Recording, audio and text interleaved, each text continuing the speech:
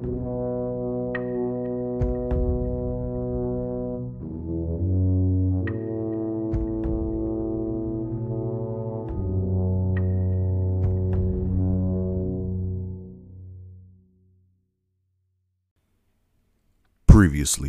on the High Risk Wrestling Podcast. Eight plus the 7 for SmackDown. That makes 15 teams. That's not a bad division. So Pretty Deadly, I think, will fit just right in. Another guy who we're all expecting big things for is Grayson Waller. He had a brief moment on the main roster with his quick little feud with AJ Styles. That was just to get more eyes onto NXT, but Grayson Waller is another guy that I'm not worried about.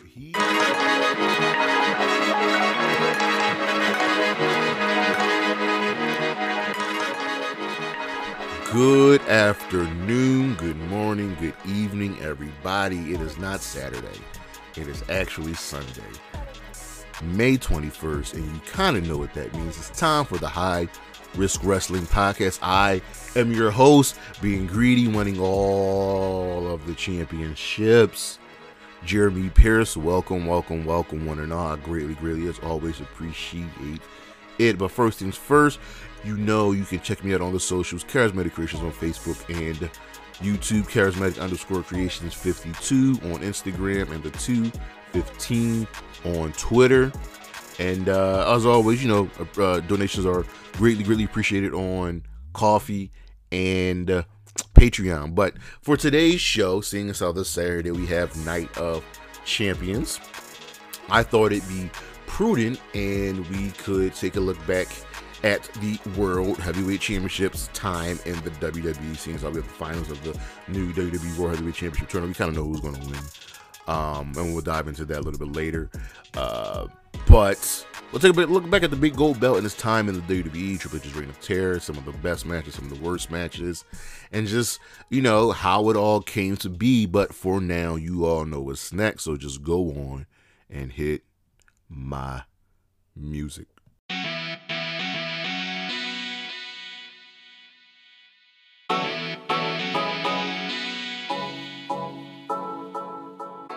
All right.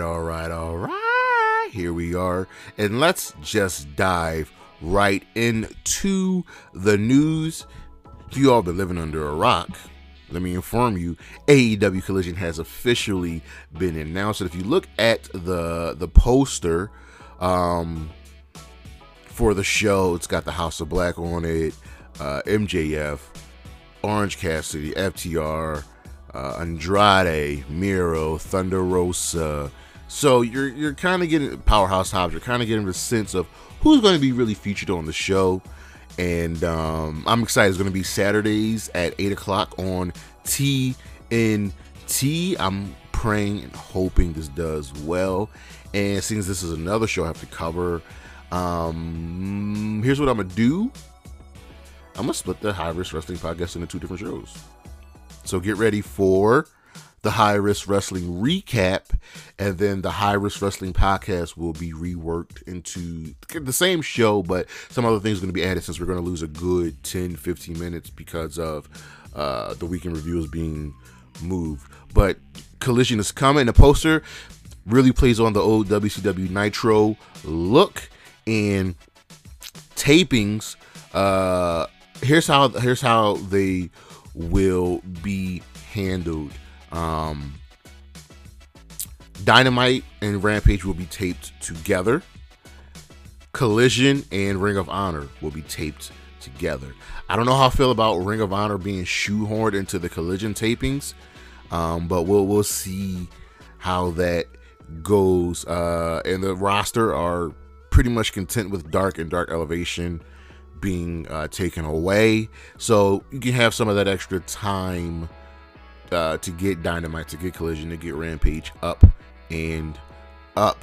The new name for the WWE and the UFC's merger, they will be called the TKO Group Holdings. So there you go. That makes sense. I mean, it's the 2 biggest names in professional wrestling and mixed martial arts coming together. TKO just makes sense. The WWE are pretty happy. They're pretty thrilled with news coming out that Seth Rollins is in the new Captain America movie, Captain America New World Order, and he is playing a member of the Serpent Society. It's so funny, we heard all of these rumors about Becky Lynch being in an MCU movie, and it's her husband that gets the first role. CM Punk, and we're diving into this part of the news, reportedly wanted FTR and Andrade for a Collision for his debut, which makes sense. And like I said, the people on the roster that they'll be kind of be featured on Collision are people that have either been away or just need a little bit more of a bump. So I'm really excited about that. And I think what you can do with Collision is you can keep switching the championship. So if you're going to have, the World Championship sometimes featured on Dynamite, then make, he can go back and forth. And then, he can be featured on Collision, but you can keep, the TNT title on Collision and the International Championship on Dynamite. Because let's be real, Orange Cassidy has elevated the International Championship to no end. And CM Punk, AEW are at odds once again before his expected return. It's a bunch of dumb stuff going down with like him and the hiring of Ace Steel. Some didn't want Ace Steel there, and that Steel wouldn't be working backstage, but Ace Steel did get hired, and Punk unloaded on a story coming straight at Brian Alvarez, and Brian Alvarez didn't back down, not at all. So already CM Punk is causing issues, and AEW stars don't understand why Punk's getting another chance. It is simple: money. Vince McMahon has been known to put his ego aside for money. That's why CM Punk is coming back. And some really good news: Abaddon has made her return. She's coming back from injury. She wrestled on, this past week's the bonus match prior to Dynamite. She teamed up with Willow Nightingale and Sky Blue, which is a very odd pairing. They took on Emi Sakura, Marina Shafir, and Nyla Rose. And I think with the addition of Collision, we get to see more of the women feature, which will always make me happy. And some really sad news, if you haven't heard, one of the legends, one of the all-time greats, one of the GOATs, superstar Billy Graham has passed away at the age of 79. His influence cannot, I repeat, cannot be understated. All you have to do is look at Ric Flair and Hulk Hogan. Laredo Kid has declared that he is a free agent. He has been most recently associated with Impact Wrestling, and it'll be exciting to see where he's going to go. AEW, they do have a backup venue in mind for Collision. If it's supposed to be at the United Center in Chicago. If they can't get that booked, if there's some issues with CM Punk, they'll just go to Daly's place. It's kind of like their home base, home turf. Over on the injury news, Isaiah Cassidy confirms his injury ahead of Double or Nothing, his match. He's got, let me see, he's got a neck injury. So he tweeted of him in a neck brace. We'll see. The match might be in jeopardy. If they can't use Isaiah Cassidy, they can just use Hook. Andrade is expected to make his in-ring return at some point, as he is injured. He could be ready for Collision, but he's still healing up from, I believe he had a neck. It was either a neck injury or a pec injury. He tore his pec in late November, and that takes time. Over on the ratings, Rampage from last week, the early Saturday show, they pulled in 280,000 viewers, which isn't bad. It was one of those rare occasions. They'll be back. I think with the addition of Collision might help. Raw this past week, they pulled in 1.71 million viewers with a 0.58 in the 18 to 49 demo that is down a little bit in the viewership, but up in the demographic from the previous week. Dynamite this past week pulled in 814,000 with a 0.28 in the 18 to 49 demo. That is both down in the viewership and the demo from the previous week. And SmackDown finally pulled in 2.04 million viewers with a 0.49 in the 18 to 49 demo. That's about right what they did with the viewership, but a little bit down in the demographic, but it's okay. SmackDown is just chugging along. But that is the news, and we shall be right back.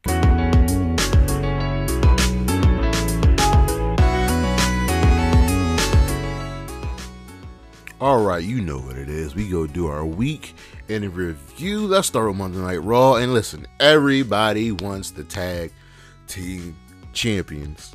KO and Sami, they got challengers coming from all sides. So they open up the show and says, listen, Roman is greedy. He will not get the tag team championships. In the Judgment, they come out, call their shot, well, then they attack. Shinsuke Nakamura defeated The Miz. Liv Morgan is injured in the tag team title match. They were supposed to have her and Raquel defending against Chelsea and Sonya. Is off. We'll dive more into that this Friday.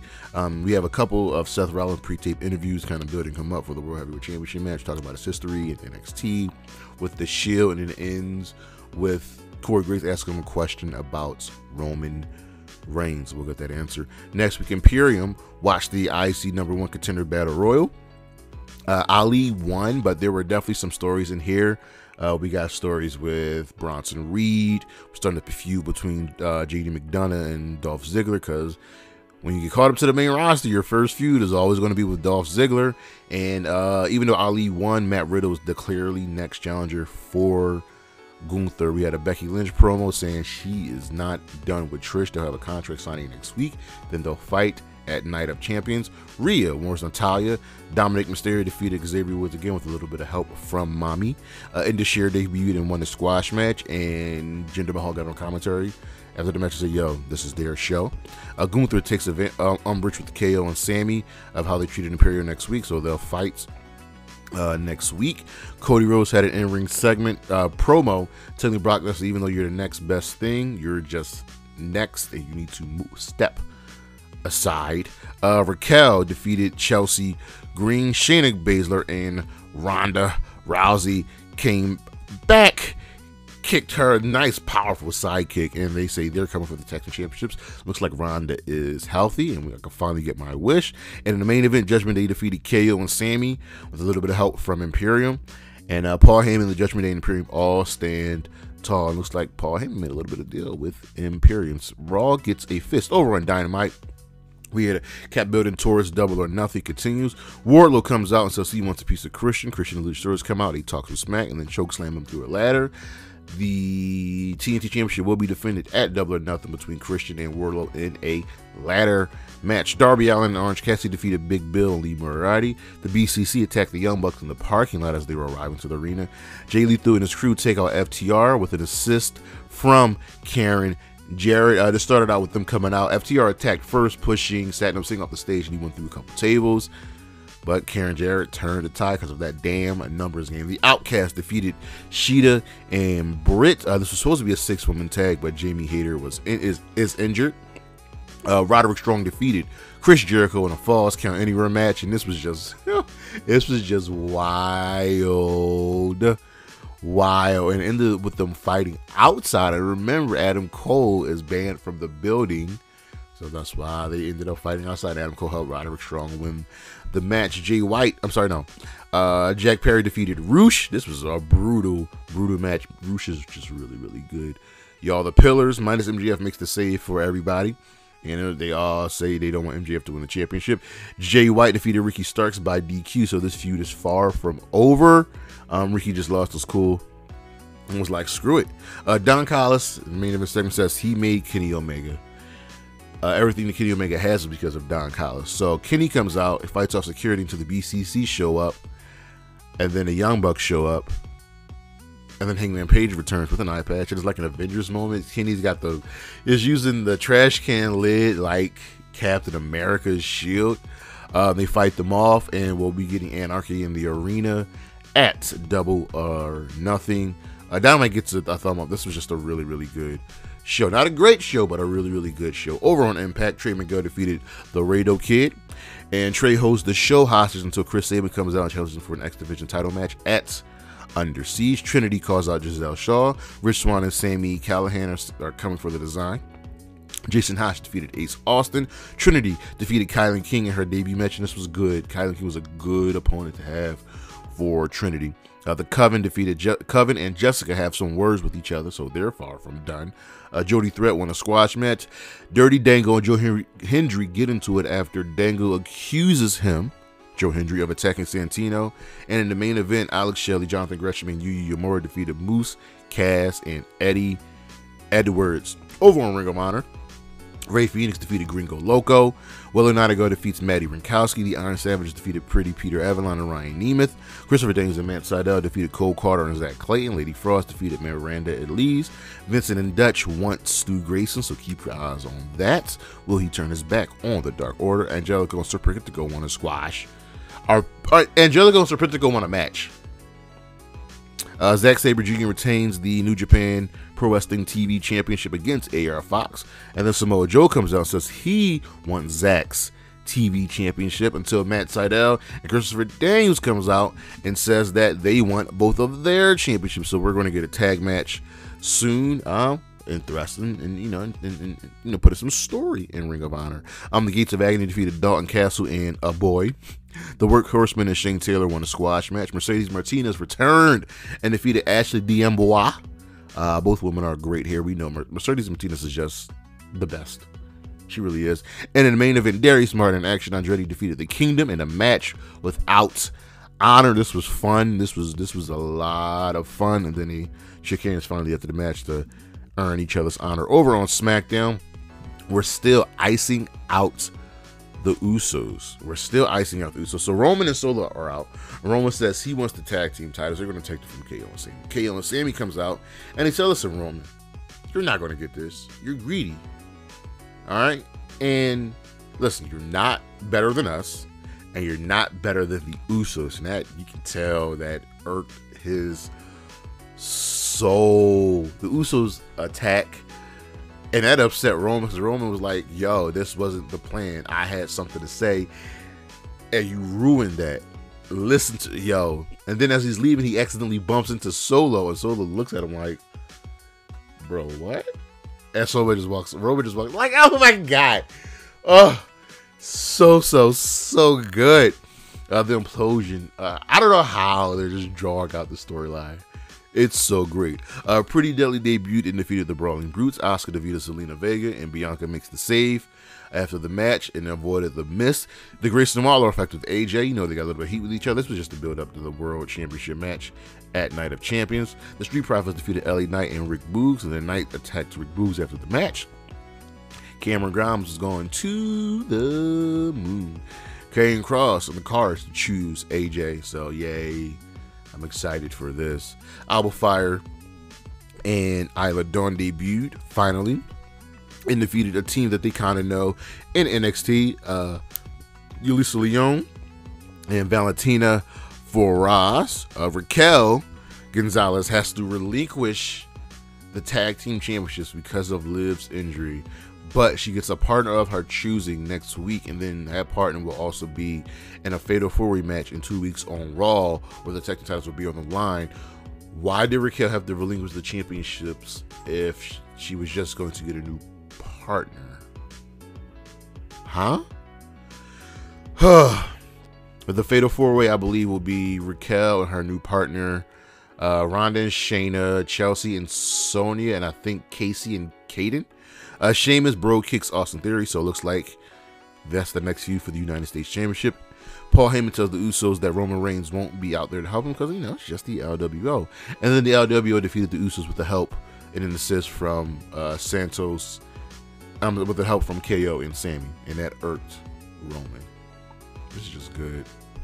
This is just good stuff.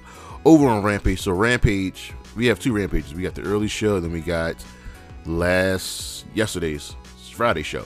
So from 2 weeks ago, we got the Acclaimed and Billy Gunn defeating the Butcher, Blade, and Kip Sabian, which is fine. I just wish Butcher, Blade, and Kip would get more wins. I really like them. Tony Storm defeated Allison Kay. I'm glad this wasn't a squash match because Allison Kay is very well respected in this business, in this industry, and is well known, which is really good. The Outcast attacked her after the match. The Guns are helping Ethan Page and each other to the Hardys. Kyle Fletcher defeated Action Andretti, and Brian Cage and Swerve Strickland defeated the Dark Order. And then Friday's show, the Blackpool Combat Club defeated the Best Friends in Bandito. This was good. This episode of Rampage is what Rampage really should be. Jade won back-to-back squash matches, advancing to 59-0. A third woman comes out, and she's taken out by Taya Valkyrie. Taya hits Jade with the Road to Valhalla, and they'll be fighting at Double or Nothing. Finally, question is, will Jade get to 60-0? The Acclaimed and Billy Gunn defeated the Varsity Athletes. We had QTV. Just talking about Collision and Powerhouse Hobbs. I love QTV. Ethan Page and the Guns attacked the Hardys and Isaiah Cassidy. Ethan Page said, Isaiah Cassidy, I love you. We could have been the main event. Hilarious. Adam Cole and Chris Jericho will have to be separated as they are now will fight at Double or Nothing. And in an unsanctioned match, and Dustin Rhodes defeated Bishop Khan until the Mogul Embassy after the match laid out everybody, including Keith Lee, as Brian Cage F5'd Keith Lee onto a chair. As for our matches of the week from Monday Night Raw, man, gotta go with the Judgment Day versus Kevin Owens and Sami Zayn. It's really good match. From NXT, the Creed Brothers versus the Grizzled Young Veterans. I'm calling them the Grizzled Young Veterans. I am not calling them the Dyad. They are just biding their time until they lead. From Dynamite, Roderick Strong versus Chris Jericho in a Falls Count Anywhere match. From Impact, Alex Shelley, Jonathan Gresham, and Uemura versus Moose Cass and Eddie Edwards. From Ring of Honor, Ray Phoenix versus Gringo Loco. I definitely suggest checking out that match. And from SmackDown, the LWO versus the Usos. Do we have a match from Rampage? If I go back and look at all the matches that we had on Rampage, it's like, I don't know if this is the first time that we could have a match from, you know what, just thinking about what we got on Rampage these last 2 weeks, I'll go with the BCC versus the Best Friend. This was also good. So we have at least one match from every single show this week. Wow. Yeah, it was a good week of wrestling. We'll see how this week goes. In our star of the week, can I just give it to a whole company? I'm gonna give it to AEW. I mean, we're building towards Double or Nothing. Have the announcement of Collision. It's good. It's good stuff, man. And I'm hoping Collision does well. But that's the week in review, and we shall be right back.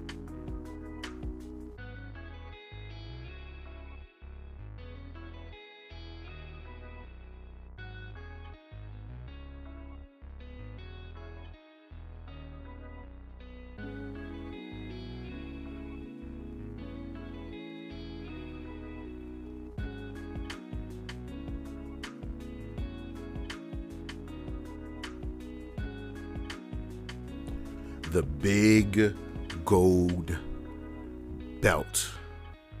The World Heavyweight Championship. This Saturday at Night of Champions, the WWE will be crowning a new World Heavyweight Champion. This World Championship, will be exclusive to Monday Night Raw, and is essentially, the look of the belt is the big gold belt with a big ass WWE insignia slapped on the middle of it, because it just has to be that way. I think it kind of ruins the championship, but I digress. So the finals will be Seth Rollins from Monday Night Raw taking on AJ Styles from Friday Night SmackDown. The match will be a banger. I also expect this match to close the show. Like, it has to close the show. I don't understand that Roman Reigns is on the show, but this match has to close the show. You're crowning a new world champion. The only thing that gets confusing is, well, Roman Reigns is still carrying around 2 world championships. They haven't unified them. They haven't gotten rid of what you think they would do would be the Universal Championship. They haven't done that. So the WWE now has 3 world championships on their main roster. It's weird. It's weird. Exclusive to SmackDown, but now we have 3. So it's odd. It's odd, to say the least. So I don't, and at some point they have to get rid of it, right? What I believe is going to happen. Here's what I believe is going to happen. Roman Reigns is going to reach 1,000 days as champion. The championship was brought in 2016. Roman Reigns is going to reach 1,000 days as champion, and then they're going to get rid of the Universal Championship. Because when he won the WWE Championship from Brock Lesnar at WrestleMania, it was billed as a unification match, and then they didn't unify the championships. So that's ultimately what I believe will happen. That they're going to let Roman reach 1,000 days as Universal Champion, and then they're going to get rid of the belt. Now, we wouldn't have this issue of having 3 world champions on the main roster if they just had let Cody Rhodes defeat Roman at WrestleMania for the WWE Championship. That's it. The Universal Championship didn't even have to be on the line. You could just say, yo, Roman's defending the WWE Championship at WrestleMania against Cody Rhodes. Cody wins that. The WWE Champion is now on Raw. The Universal Championship is now on SmackDown. Period. It's not hard, and I hate when they book themselves into a corner like this. It's not fun, and it's not pretty. Like, they go against common sense. They just do. And now they've backed themselves into a corner. So here we have the World Heavyweight Championship, the big gold belt. Essentially, it is coming back. And I thought it'd be prudent. I thought we could take a look back at the old World Heavyweight Championship and its just importance in the WWE and how it really came to be. So, when we had the brand splits in 2002, that's how long the brand split's been going on. Brock Lesnar had the Undisputed Championship over on SmackDown. Raw was without a world champion. So, Eric Bischoff, who was the general manager of Monday Night Raw, gave Triple H the World Championship. Now, I didn't have a problem with. It's Triple H. His star power was pretty good at that point. But to just gift the championship to Triple H, like, and Triple H's first reign only lasted 2 months because he lost the championship in the Elimination Chamber. We'll get to that. But it was the reign after getting it back where we got the much maligned reign of terror of Triple H. Yes, folks. You know it. I know it. Nothing. I'm not gonna say nothing great came from it because we had some good times there. We had some bad times there. But Triple H's reign of terror was a thing. It's very much was a thing. And the first time, it was defended, not really defended, but its true defense was in the World Heavyweight Championship Elimination Chamber match. The first Elimination Chamber match, actually, and it was put on the line against Shawn Michaels, Chris Jericho, Kane, Rob Van Dam, and Booker T. And it was a fun time. It was a really good match to say the least. That's when the chamber really meant something. And this was Shawn Michaels' only world championship reign when he came back from injury. His only one. And he only held the championship for 1 month. So let that sink in there, folks. Batista had the longest reign ever as world heavyweight champion.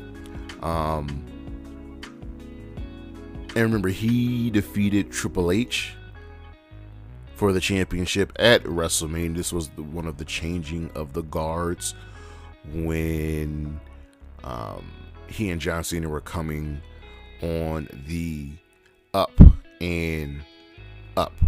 It was also the first time the World Heavyweight Championship, a World Championship, changed hands in the Hell in a Cell match when The Undertaker defeated CM Punk for the championship. And Randy Orton actually has the most reigns as most records as world champion, while Randy Orton has the most reigns as Edge has the most reigns as the World Heavyweight Championship. He kind of became synonymous with that over the WWE Championship. But let's dive into Triple H's reign of terror. And it all started when he was just given the World Championship. We talked about this. It was just handed to him. And how is that fair? How does just being gifted a World Championship work? It's just not. It's not cool. But Triple H was on top. He was the king, and yeah, it's not his reign isn't looked upon with much joy.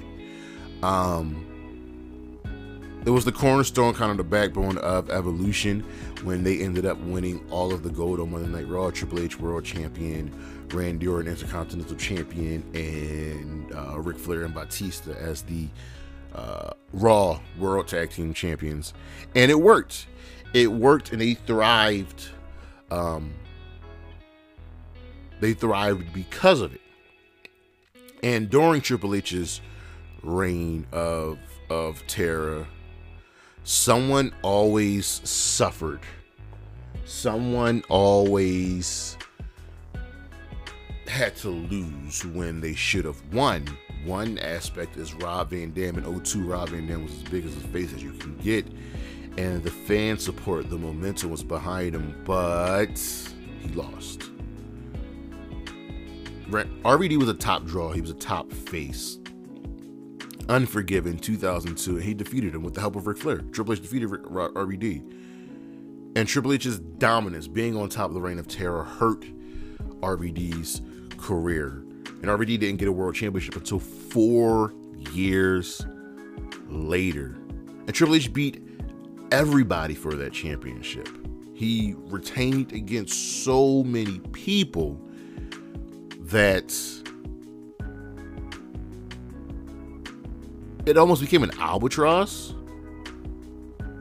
Like, he defeated RVD, he defeated Booker T, he defeated Benoit, he defeated Batista, he defeated Randy Orton, and Randy Orton's first world title reign wasn't nothing. Held the belt for, I believe, 1 month. Triple H got it back. Same thing what happened to Shawn Michaels. And we go back and look at this, it's like, okay, I can kind of see why you won there. I can kind of see why you lost there.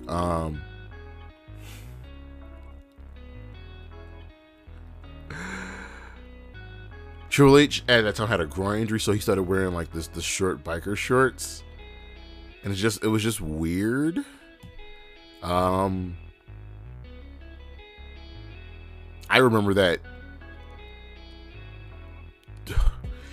he defeated so many WCW challenges. I remember when Scott Steiner came in and Goldberg came in and Kevin Nash came in. He beat all of them.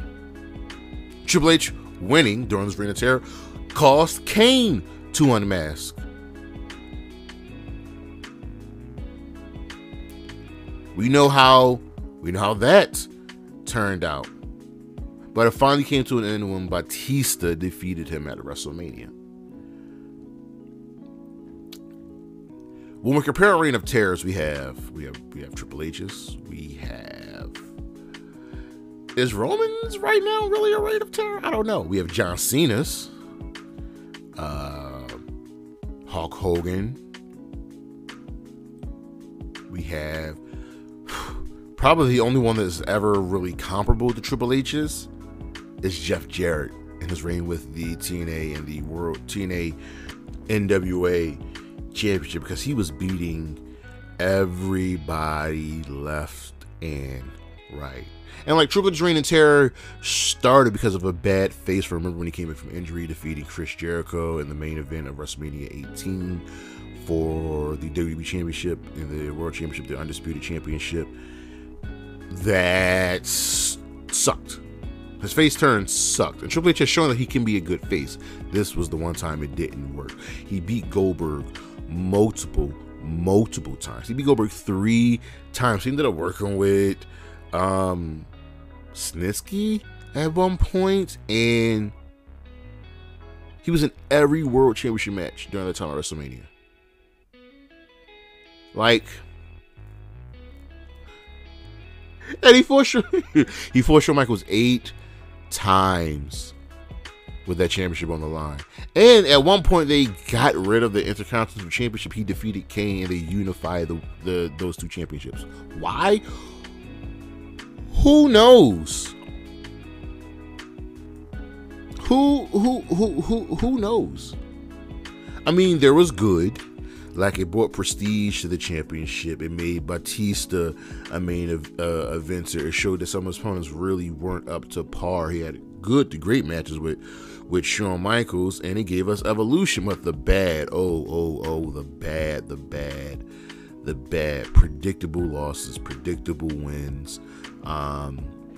His work rate just went down. We got Katie Vick during this time. Triple H was always the focus, even when he wasn't the champion. And lastly, he buried so many superstars that we know the most egregious one. Booker T, WrestleMania 19. Yeah, we know what happened. This was Booker T's time. This was Booker T's time, and Booker T had to win this match. It'd be a good long while until Booker T won that championship, won a world championship. And think about this, everybody. Booker T only has one World Championship reign in his WWE career. That's absurd. That doesn't make sense to me. That Booker T has one World Championship reign. And for a time, the Big Gold Belt was on the same level as the WWE Championship, because Triple H brought that prestige to it, and that worked. Triple H, Goldberg, Shawn Michaels, these were high-profile names. Raised the profile of Batista, raised the profile of Randy Orton. And then something changed. When the title moved over to SmackDown, and the WWE Championship moved over to Raw, the world title just became like the bona fide, let's test out you as world championship. Mark Henry, Jack Swagger, Sheamus, Daniel Bryan, Big Show. And it just wasn't as important anymore until it got retired, until it was unified between Orton and Cena in a ladder match. How many ladder matches has John Cena been in, actually? So in 2013, they had unified the championship, and this was the point where WWE wanted to push their logo, and that's why we have every championship looking generic. Just generic. So I'm happy that the Big Gold Belt is back. And it had some great matches. So let's look, according to one Dave Meltzer, who is usually on the money when it comes to these championship matches. Here are Dave Meltzer's 10 best World Championship matches. So we have Jeff Hardy, CM Punk, SummerSlam 2009, and this was a really good match. It was more about the storytelling, with CM Punk as the heel, Jeff Hardy as the face, and after we got through that really ugly middle stretch, putting the championship on CM Punk really helped. Over the Limit, remember that pay-per-view, 2011, 4.25 stars. Randy Orton versus Christian, and this was Christian's one more match feud, because Over the Limit is a really bad show. Like, it was oh Lord, let's go side tangent. Over the Limit 2011. Let's take a look at this card real quick. We had on the pre-show, it was a dark match, I'm sorry, Daniel Bryan defeating Drew McIntyre by submission. The opening match on the card was Rey Mysterio versus R-Truth. R-Truth won it. Ezekiel Jackson defeated Wade by DQ, IC Championship. Sin Cara defeated Chavo. Big Show and Kane defeated the New Nexus, retaining the WWE Tag Team Championships. Brie Bella defeated Kelly, retaining the Divas Championship. Randy Orton defeated Christian, retaining the World Heavyweight Championship. Jerry Lawler defeated Michael Cole in a Kiss My Foot match. And John Cena defeated The Miz in an I Quit match, retaining the WWE Championship. It's not a good show. Number 8, 2009, Extreme Rules, Edge versus Jeff Hardy. Like, come on. Terrific. Edge, Jeff Hardy, Extreme Rules, ladders, chairs, tables. Oh my, World Heavyweight Championship. This is when the championship started really becoming great. When SmackDown got their hands on it, after Sheamus, after Jack Swagger, after I don't want to talk down Mark Henry's World Championship, because I love the House of Pain. So excluding Mark Henry, but Alberto Del Rio, Edge and Jeff Hardy just fighting for the championship on SmackDown. Then we had the Elimination Chamber and Survivor Series 2002, the one that Shawn Michaels won in his only World Championship reign. Extreme Rules 2011, Christian versus Alberto Del Rio. Extreme Rules shows up a lot. WrestleMania 24, Edge and The Undertaker, streak on the line. Edge was just on a roll as World Championship, and Taker got it here. Rock Jericho 2001, No Mercy. Remember this? Jericho defeating 2 stars, The Rock, Chris Jericho. One night, John Cena Edge Backlash 2009. Batista Triple H Avenged. Triple H trying to get the championship back from Batista in the #1 match according to one Dave Meltzer. Chris Jericho, Shawn Michaels, No Mercy 08. Yes, yes, yes. These two had magic together. So now as we look forward to the WWE World Heavyweight Championship this Saturday, Night of Champions, AJ Styles, Seth freaking Rollins. As much as I love AJ, I don't expect AJ Styles to win this match. I just don't, and I'm sorry. Sorry to say that. That sucks. The match is going to be fantastic. So now the real question is, what do we do? Because Roman's carrying 2 world titles, and Seth will be world champion. The championship has to be elevated on Raw, and Triple H is in charge, so he's the one that's most closely associated with it, followed by, I would probably say, Edge and Batista. What may come of it? What may happen? I don't know, but I'm excited because Raw needs a world champion. Again, this could have been avoided just by having Cody beat Roman at WrestleMania, but I digress. That is our show, ladies and germs. As always, thank you for listening. Thank you for watching. I really appreciate it. I do. Next week, or this Saturday, the Night of Champions recap. I believe my schedule is a little... Let me see something real quick. Let me see what I had scheduled for this Saturday. This Saturday is the 27th. On the schedule, I had our Double or Nothing preview. I think we'll go with that. I think we'll go with the Double or Nothing preview this Saturday. We'll do our Night of Champions recap Sunday, and then do what just happened after Double or Nothing. So yeah, that's what we'll go with. Yeah, that's what we'll go with, and we'll just do we'll do a quick what just happens after Night of Champions. So this Saturday, be ready for Night of Champions recap, what just happened, and be ready for our Double or Nothing preview. As always, check out the socials, Charismatic Creations, or on Facebook, Facebook and YouTube, Charismatic_Creations52 on Instagram, the 215 on Twitter, and of course, please don't forget donations.